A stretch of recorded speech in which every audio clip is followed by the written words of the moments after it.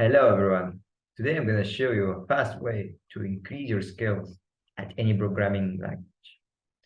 As you all know, most of the international companies depend heavily on problem-solving skills.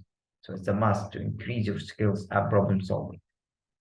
So one of the way of doing that is to practice on problem-solving websites. And one of the best websites I've found is Cool Wars website. Not only because it's provide you with a various and different problem solving question, but because it showing you the best and the cleverest solution of this problem. So let's see an example.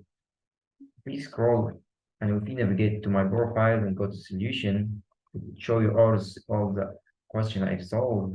And let's navigate to a hard one.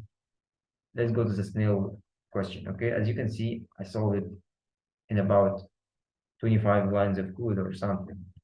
If we go there, after I solve it, I choose the optimal solution. As you all can see here, someone solves this problem in, let's say, 5 lines of code. And honestly, I didn't know that there's something in Python called the rotation 90 degree, that it's rotate to mimic a snail movement.